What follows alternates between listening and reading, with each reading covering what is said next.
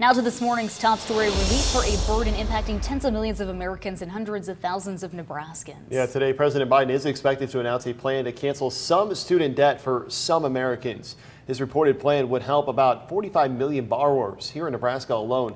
Outstanding debt totals more than $8 billion, according to LendingTree. ABC's Derek Dennis reports the move is stirring controversy on both sides of the political aisle.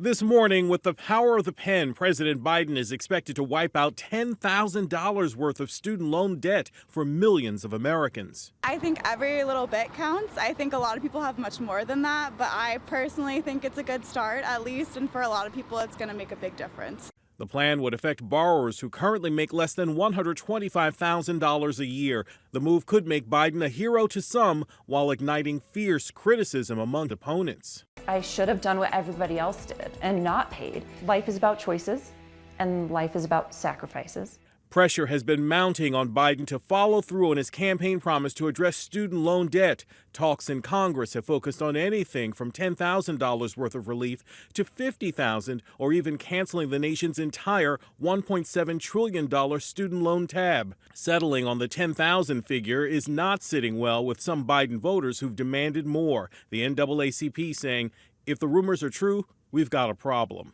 The group warning the president that many student loan borrowers elected him and suggesting $10,000 in relief, quote, is not how you treat black voters who turned out in record numbers. Meanwhile, experts say the president's action could face a legal challenge. The president, through the Secretary of Education, does have the power to adjust the amount of loan principal that any borrower has. Now, a court could decide they want to interpret it in a different way, and they're going to read it as only applying to smaller amounts of debt cancellation.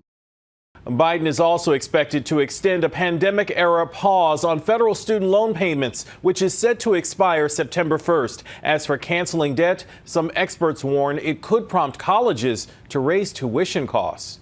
Derek Dennis, ABC News, New York.